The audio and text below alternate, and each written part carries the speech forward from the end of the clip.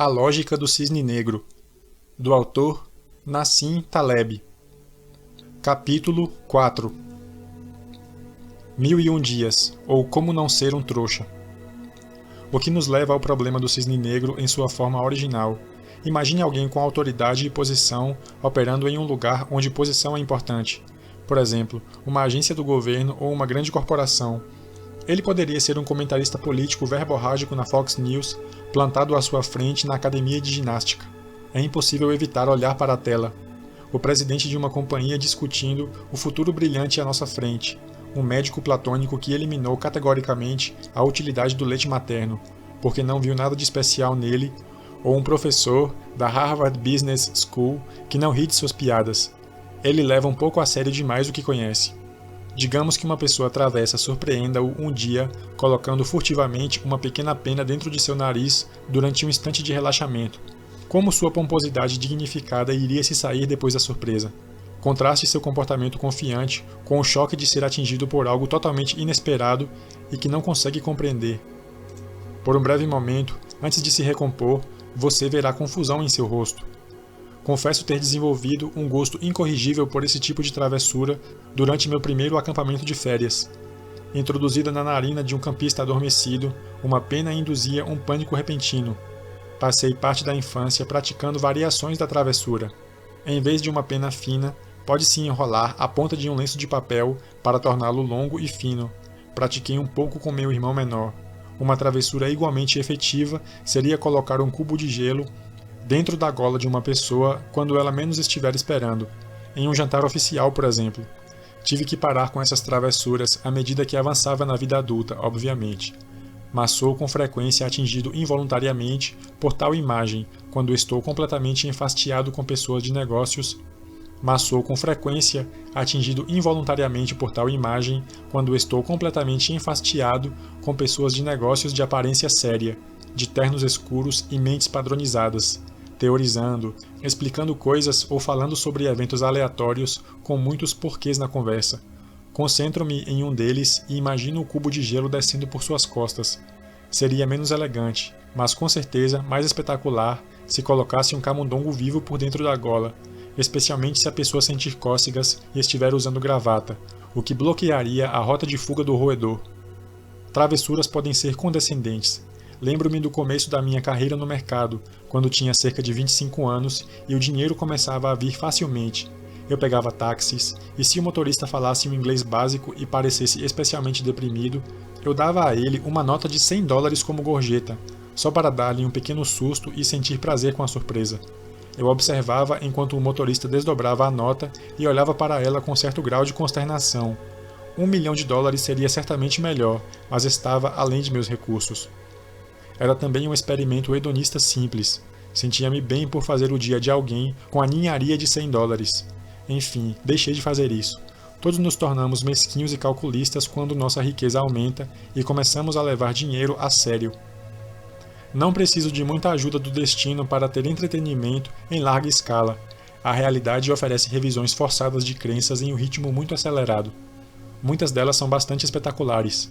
Na verdade, todo o empreendimento da busca de conhecimento baseia-se em pegar a sabedoria convencional e crenças científicas aceitas e estilhaçá-las com novas provas contraintuitivas, seja em escala microscópica. Toda descoberta científica é uma tentativa de produzir um micro-cisne negro, ou em grande escala, como com a relatividade de Poincaré e de Einstein. Os cientistas podem estar no ramo de rir dos predecessores, mas em virtude de uma rede de disposições mentais humanas, poucos percebem que alguém rirá de suas crenças no futuro, decepcionantemente próximo. Nesse caso, meus leitores e eu estamos rindo do estado presente do conhecimento social. Os figurões não pressentem a chegada da revisão inevitável de seu trabalho, o que significa que, geralmente, você pode acreditar que eles terão uma surpresa. Como aprender com o Peru? O superfilósofo Bertrand Russell apresenta uma variação especialmente tóxica do meu choque de surpresa em sua ilustração do que pessoas em seu ramo chamam de problema de indução ou problema de conhecimento indutivo, com letras maiúsculas devido à seriedade. Certamente o maior de todos os problemas na vida. Como é logicamente possível irmos de instâncias específicas até alcançarmos conclusões gerais? Como sabemos o que sabemos? Como sabemos que o que observamos a partir de certos objetos e eventos é suficiente para que tenhamos a capacidade de descobrir suas outras propriedades? Essas são armadilhas embutidas em qualquer tipo de conhecimento adquirido por meio da observação. Imagine um peru que é alimentado diariamente. Cada refeição servida reforçará a crença do pássaro de que a regra geral da vida é ser alimentado diariamente por membros amigáveis da raça humana que zelam por seu melhor interesse, como diria um político. Na tarde da quarta-feira que antecede o dia de ação de graças, algo inesperado acontecerá ao peru. Ele estará sujeito a uma revisão de suas crenças. O restante do capítulo delineará o problema do cisne negro em sua forma original. Como podemos saber o futuro, dado o conhecimento que temos do passado, ou, de maneira mais geral, como podemos descobrir propriedades do desconhecido, infinito, baseado no conhecido, finito? Pense outra vez a respeito da alimentação do peru. O que um peru pode aprender sobre o que o aguarda amanhã a partir dos eventos de ontem? Muito, talvez, mas com certeza um pouco menos do que acredita. E é justamente esse pouco menos que pode fazer toda a diferença. O problema do peru pode ser generalizado para qualquer situação em que a mesma mão que o alimenta possa ser a que torce seu pescoço. Considere o caso dos judeus alemães na década de 1930, cada vez mais integrados, ou a descrição no capítulo 1 de como a população do Líbano foi tranquilizada por uma sensação falsa de segurança com a aparência de amizade e tolerância mútua. Vamos dar mais um passo e levemos em conta o aspecto mais preocupante da indução: aprender de trás para frente. Considere que a experiência do peru possa ter, em vez de valor algum, um valor negativo. Ele aprendeu a partir da observação, como todos somos aconselhados a fazer. Ei, afinal de contas, é isso o que se acredita que seja o método científico. Sua confiança aumentou à medida que o número de alimentações amigáveis cresceu, e o peru sentiu-se cada vez mais seguro, apesar de sua morte ser cada vez mais iminente. Considere que a sensação de segurança tenha atingido o ponto máximo quando o risco estava no ponto mais alto, mas o problema é ainda mais geral, pois atinge a natureza do próprio conhecimento empírico. Algo funcionou no passado, até que, inesperadamente, não funcione mais, e o que aprendemos do passado revele-se, na melhor das hipóteses, como irrelevante ou falso, e na pior das hipóteses, perversamente enganador. A figura 1 demonstra o caso prototípico do problema da indução na forma que é encontrado na vida real. Você observa uma variável hipotética durante 1000 dias. Ela pode ser qualquer coisa, com poucas transformações moderadas: vendas de livros, pressão sanguínea, crimes, sua renda pessoal, alguma ação específica, os juros em um empréstimo ou a frequência dominical em uma igreja ortodoxa grega específica.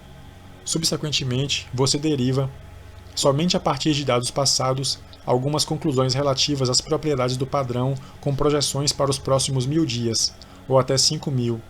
No 11º dia, bum, acontece uma grande mudança para a qual o passado deixou-o completamente despreparado. Considere a surpresa da Primeira Guerra Mundial. Depois dos conflitos napoleônicos, o mundo experimentara um período de paz que levaria qualquer observador a acreditar no desaparecimento de conflitos gravemente destrutivos. Contudo, surpresa, a guerra revelou-se o conflito mais mortal na história da humanidade até então. Observe que depois do evento, começa-se a prever a possibilidade de outros outliers acontecerem localmente, ou seja, no processo em que você acabou de ser surpreendido, mas não em outras situações. Depois da quebra da Bolsa de 1987, metade dos operadores americanos preparava-se para outra quebra todo outubro, sem levar em consideração que não houve antecedente para a primeira. Preocupamo-nos tarde demais, ex post. Confundir uma observação inocente do passado com algo definitivo ou representativo do futuro é a única causa de nossa incapacidade de compreender o cisne negro. Para um diletante que faz citações, ou seja, um daqueles escritores e acadêmicos que enchem seus textos com frases de alguma autoridade morta, pareceria que, como disse Hobbes, de antecedentes semelhantes fluem consequências semelhantes. Aqueles que acreditam nos benefícios incondicionais da experiência passada deveriam considerar essa pérola do conhecimento supostamente dita por um famoso capitão de navio. Abre citação. Mas em toda a minha experiência nunca estive em nenhum acidente, de qualquer tipo digno de menção, Só vi uma única embarcação em perigo em todos os meus anos no mar. Nunca vi um naufrágio, nem nunca naufraguei. Tampouco enfrentei qualquer contratempo que ameaçasse terminar em qualquer tipo de desastre. E. J. Smith, 1907, capitão, RMS Titanic. O navio do capitão Smith afundou em 1912, no que se tornou o naufrágio mais comentado da história. Treinado para ser chato. Similarmente, imagine um banqueiro cuja instituição obtém lucros constantes durante muito tempo, somente para perder tudo em um único reverso da fortuna. Tradicionalmente, banqueiros que fazem empréstimos têm tido formato de pera, barbas bem feitas e vestem-se do modo mais confortável e maçante possível, com ternos negros, camisas brancas e gravatas vermelhas.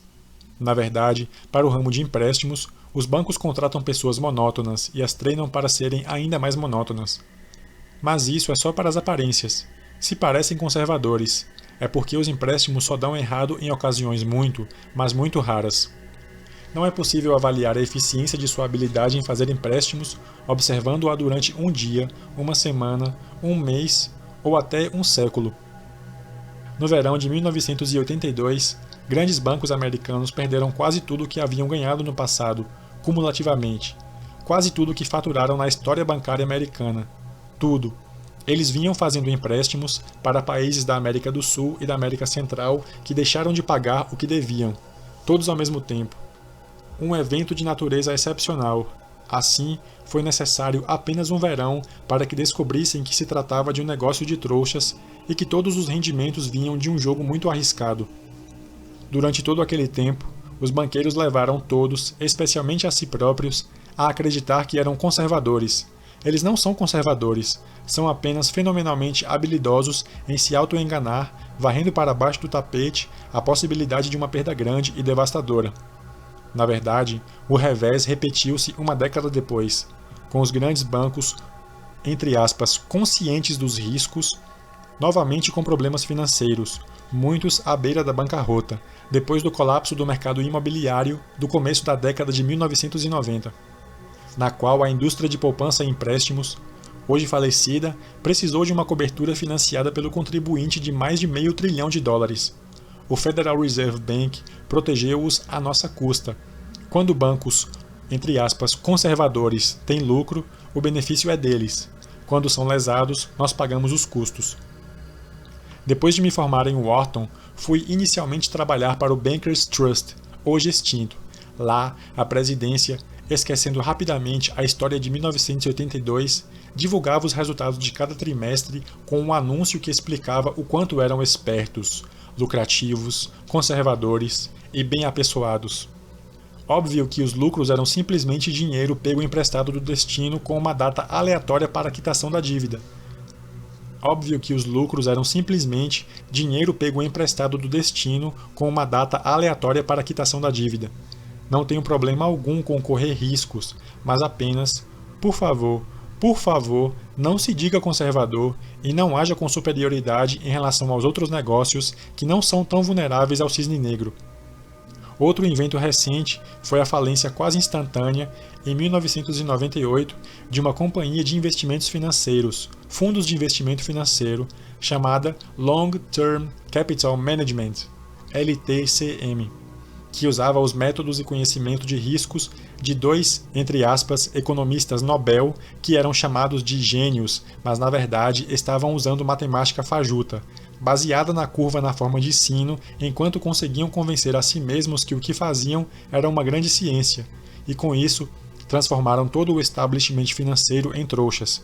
Uma das maiores perdas em ações da história aconteceu quase em um piscar de olhos, sem nenhum aviso. O cisne negro está relacionado ao conhecimento. Do ponto de vista do Peru, não ser alimentado no 11º dia é um cisne negro. Para o açougueiro, não, já que a ocorrência não é inesperada. Assim, pode-se ver que o cisne negro é um problema dos trouxas. Em outras palavras, ele ocorre relativamente às suas expectativas. Você percebe que pode eliminar um cisne negro através da ciência se for capaz, ou por manter a cabeça aberta. É claro que, como o pessoal da LTCM, você pode criar cisnes negros com ciência, fazendo com que as pessoas acreditem que o cisne negro não pode acontecer. É aí que a ciência transforma cidadãos normais em trouxas. Observe que tais eventos não precisam ser surpresas instantâneas. Algumas das rupturas históricas que cito no capítulo 1 duraram algumas décadas, como, por exemplo, o computador, que teve efeitos importantes na sociedade sem que sua invasão em nossas vidas fosse perceptível no dia a dia. Alguns cisnes negros podem vir do acúmulo lento de mudanças incrementais na mesma direção, como com livros que vendem grandes quantidades ao longo de anos, nunca despontando nas listagens de mais vendidos, ou de tecnologias que entram em nossas vidas de maneira lenta e eficaz. Da mesma forma, o aumento do valor das ações da Nasdaq no final da década de 1990 levou alguns anos para acontecer, mas pareceria mais acentuado se fosse inserido em uma linha histórica mais longa. As coisas deveriam ser vistas em uma escala de tempo relativa, e não absoluta. Terremotos duram minutos, o 11 de setembro durou horas, mas mudanças históricas e implementações tecnológicas são cisnes negros que podem durar décadas. De modo geral, cisnes negros positivos levam tempo para apresentar seus efeitos, enquanto os negativos acontecem muito rapidamente, e é muito mais fácil e muito mais rápido destruir que construir. Durante a Guerra Libanesa, a casa de meus pais em Amiens e a casa de meu avô em uma vila próxima foram destruídas em poucas horas, dinamitadas por inimigos de meu avô que controlavam a área. Foi necessário 7.000 vezes mais tempo, 2 anos, para reconstruí-las. Essa assimetria em escalas temporais explica a dificuldade em se reverter o tempo. Uma breve história do problema do cisne negro. O problema do Peru, também conhecido como o problema da indução, é muito antigo, mas por algum motivo é provavelmente chamado de problema de Hume, por ser o professor local de filosofia. As pessoas imaginam que nós, céticos e empiristas, somos morosos, paranoicos e torturados em nossas vidas privadas, o que pode ser o oposto exato do que é relatado pela história. E por minha experiência pessoal, como muitos dos céticos com quem convivo, Hume era um bom vivant jovial, ansioso por fama literária, por frequentar salões e por conversas agradáveis. Sua vida não foi isenta de anedotas. Certa vez, caiu em um pântano próximo à casa que estava construindo em Edimburgo. Devido à reputação de ateu entre os locais, uma mulher recusou-se a ajudá-lo a sair do pântano até que recitasse o Pai Nosso e o Credo Apostólico, o que, sendo de natureza prática, ele fez, mas não antes de discutir com ela se os cristãos seriam ou não obrigados a ajudar os inimigos. Hume era pouco atraente. Ele ostentava aquele olhar preocupado do acadêmico pensativo que muito comumente transmite uma impressão de imbecilidade para quem não tem discernimento, escreveu um biógrafo. Estranhamente, em seu tempo, Hume não era principalmente conhecido pelos trabalhos que geraram sua reputação atual. Tornou-se rico e famoso, escrevendo uma história da Inglaterra que foi um sucesso de vendas. Ironicamente, quando Hume estava vivo, seus trabalhos filosóficos, aos quais hoje ligamos sua fama, saíram natimortos da gráfica, enquanto as obras pelas quais era famoso em seu tempo são agora mais difíceis de se encontrar. Hume escrevia com tal clareza que envergonha quase todos os pensadores atuais, e certamente também todo o currículo alemão de pós-graduação. Diferentemente de Kant, Fichte, Schopenhauer e Hegel, Hume é o tipo de pensador que, às vezes, é lido pela pessoa que cita sua obra. Ouço com frequência o problema de Hume, citado em ligação ao problema da indução, mas o problema é antigo, mais antigo do que o interessante escocês. Talvez tão antigo quanto a própria filosofia. Talvez tão antigo quanto conversas em plantações de olivas. Retornemos ao passado, pois ele foi formulado com a mesma precisão pelos antigos. Sextus, o infelizmente empírico.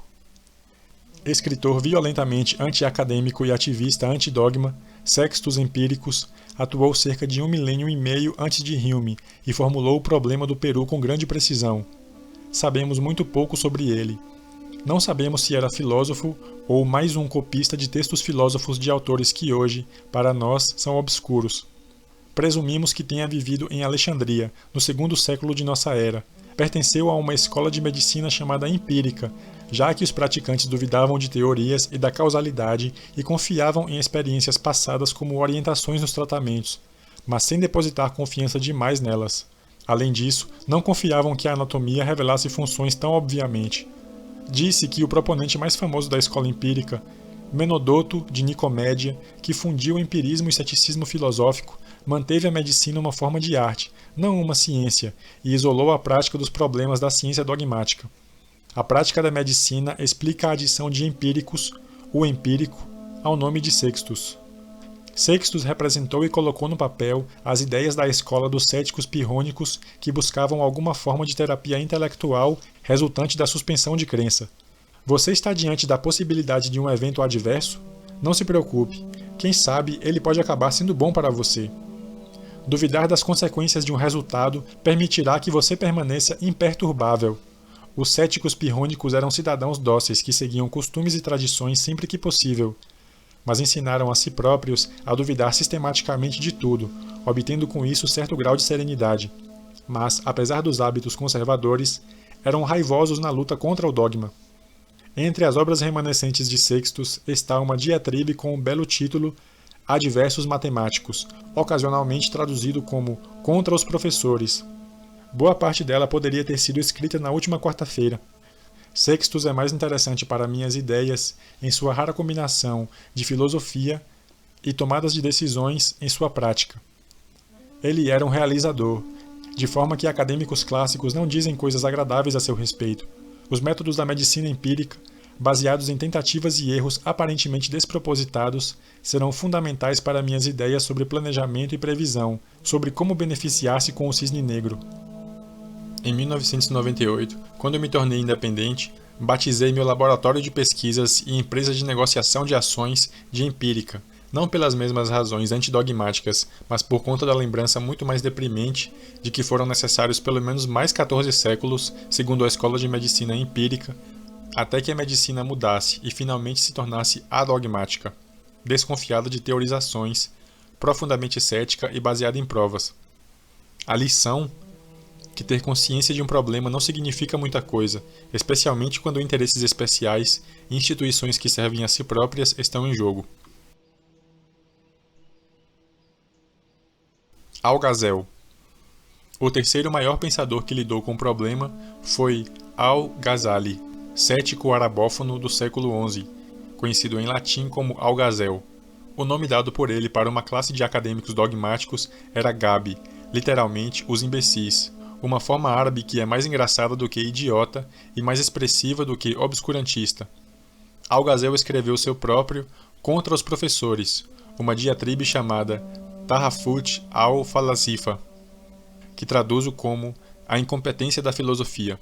Ela era direcionada à escola falasifa. O establishment intelectual árabe era o herdeiro direto da filosofia clássica da academia, e eles conseguiram reconciliá-la com o Islã por meio da argumentação racional. O ataque de Al-Ghazal ao conhecimento, entre aspas, científico, iniciou um debate com Averroes, o filósofo medieval que acabou exercendo a influência mais profunda de qualquer pensador medieval, sobre judeus e cristãos, mas não sobre muçulmanos. O debate entre Al-Ghazal e Averroes foi, por fim, mas infelizmente, vencido por ambos. Em seu rastro, muitos pensadores religiosos árabes integraram e exageraram o ceticismo de Al-Ghazal em relação ao método científico, preferindo deixar considerações causais a cargo de Deus. Na verdade, uma interpretação forçada da ideia de Al-Ghazal. O Ocidente abraçou o racionalismo de Averroes, construído sobre Aristóteles, que sobreviveu através de Aquinas e dos filósofos judeus que durante muito tempo intitularam-se de averroístas. Muitos pensadores culpam o abandono posterior do método científico por parte dos árabes na influência enorme de Al-Ghazal. Ele acabou alimentando o misticismo sufi, no qual o adorador procura entrar em comunhão com Deus, cortando todas as conexões com questões terrenas. Tudo isso veio do problema do cisne negro. O cético, amigo da religião. Enquanto os céticos antigos defendiam a ignorância, aprendida como o primeiro passo em indagações honestas em direção da verdade, os céticos medievais que vieram depois, tanto muçulmanos quanto cristãos, usaram o ceticismo como uma ferramenta para evitar a aceitação do que chamamos hoje de ciência. Crença na importância do problema do cisne negro, preocupações sobre indução e o ceticismo podem fazer com que alguns argumentos religiosos fiquem mais atraentes, se bem que de forma simplificada, anticlerical e teísta. Essa ideia de se confiar na fé e não na razão era conhecida como fideísmo. Assim, existe uma tradição de céticos do cisne negro que encontram refúgio na religião, representados principalmente por Pierre Bayle, francófono protestante erudito, filósofo e teólogo, que construiu uma extensa arquitetura filosófica relacionada aos céticos pirrônicos. Os textos de Bailey exerceram influência considerável sobre Hume, apresentando-o ao ceticismo antigo, a ponto de Hume abraçar ideias de Bailey em grande escala. O Dictionnaire historique et critique de Bailey foi a obra acadêmica mais lida do século XVIII. Mas como muitos dos meus heróis franceses, como Frédéric Bastiat, Bailey não parece ser parte do currículo francês e é quase impossível de ser encontrado em sua língua original, o francês. O mesmo acontece com Nicolas de Autrecourt, seguidor de Algazel do século XIV. Na verdade, não é um fato muito conhecido que a exposição mais completa das ideias do ceticismo, até recentemente, permaneça sendo a obra de um bispo católico poderoso que foi um membro augusto da Academia Francesa. Pierre Daniel Rouet escreveu seu tratado filosófico sobre as fraquezas da mente humana em 1690, um livro notável que critica dogmas e questiona a percepção humana. Rouet apresenta argumentos bastante poderosos contra a causalidade. Declara, por exemplo, que qualquer evento pode ter uma infinidade de causas possíveis. Tanto Rouet quanto Bailey eram eruditos e passaram a vida lendo. Rouet, que viveu além dos 90 anos, fazia um criado segui-lo com um livro para lê-lo em voz alta durante refeições e intervalos para evitar a perda de tempo. Em sua época, era considerado o homem que mais lera. Deixe-me insistir que a erudição é importante para mim. Ela indica uma curiosidade intelectual genuína e acompanha uma mente aberta e o desejo de investigar as ideias de outras pessoas. Acima de tudo, um erudito pode se sentir insatisfeito com o próprio conhecimento, e essa insatisfação é um escudo maravilhoso contra o platonismo, as simplificações do gerente de 5 minutos ou da atitude filistina do acadêmico superespecializado. Na verdade, o academicismo sem erudição pode resultar em desastres. Não quero ser um peru. Mas promover o ceticismo filosófico não é exatamente a missão deste livro. Se a consciência do problema do cisne negro pode nos levar à abstinência e ao ceticismo extremo, sigo aqui a direção exatamente oposta. Estou interessado em feitos e no empirismo verdadeiro. Assim, o livro não foi escrito por um místico sufi, nem por um cético no sentido antigo ou medieval, nem mesmo, como veremos, em um sentido filosófico, mas por um praticante, cujo objetivo principal é não ser trouxa nas coisas que interessam e ponto final. Hume era radicalmente cético no departamento filosófico, mas abandonou tais ideias quando o assunto era a vida cotidiana, já que não conseguia lidar com elas. Estou fazendo aqui justo o contrário. Sou cético em questões que possuem implicações na vida cotidiana. De certo modo, tudo o que me importa é tomar uma decisão sem ser o peru. Muitas pessoas de nível médio perguntaram-me ao longo dos anos: como você, Taleb, atravessa a rua considerando sua consciência extrema dos riscos? Ou fizeram a declaração mais tola: você está pedindo que não corramos riscos. É claro que não estou defendendo a fobia total de riscos. Veremos que favoreço um tipo agressivo de exposição a riscos. Tudo o que mostrarei é como evitar atravessar a rua de olhos vendados. Eles querem viver no mediocristão. Acabo de apresentar o problema do cisne negro em sua forma histórica. A dificuldade central de se generalizar a partir da informação disponível, ou de se aprender com o passado, o conhecido e o visto. Também apresentei a lista daquelas que, acredito, são as figuras históricas mais relevantes. Pode-se ver que nos é extremamente conveniente supor que vivemos no mediocristão, porque isso permite que excluamos as surpresas do cisne negro. O problema do cisne negro ou não existe ou tem pouca importância se você vive no mediocristão. Tal suposição conduz magicamente ao problema da indução, que desde sextos empíricos vem afligindo a história do pensamento. O estatístico pode livrar-se da epistemologia. Quem nos dera, não vivemos no mediocristão, portanto, o cisne negro precisa de uma mentalidade diferente. Como não podemos varrer o problema para baixo do tapete, precisaremos explorá-lo mais profundamente. Essa não é uma dificuldade terminal, e podemos até mesmo nos beneficiar com ela. Agora, existem outros temas que surgem de nossa cegueira em relação ao cisne negro. A. Nós nos concentramos em segmentos pré-selecionados do visto e generalizamos a partir deles para o não visto, o erro da confirmação. B. Nós nos enganamos com histórias que saciam nossa sede platônica por padrões distintos, a falácia narrativa. C. Nós nos comportamos como se o cisne negro não existisse. A natureza humana não é programada para cisnes negros. D. O que vemos não é necessariamente tudo que está lá. A história oculta os cisnes negros de nós e transmite-nos uma ideia errônea acerca das probabilidades de tais eventos. Essa é a distorção da evidência silenciosa. Nós, entre aspas, entramos em túneis, ou seja, concentramos-nos em poucas fontes bem definidas de incerteza, em uma lista específica demais de cisnes negros, à custa dos outros que não nos ocorrem facilmente. Discutirei cada um dos pontos nos 5 capítulos seguintes. Então, na conclusão da parte 1, mostrarei como, na prática, são o mesmo tópico.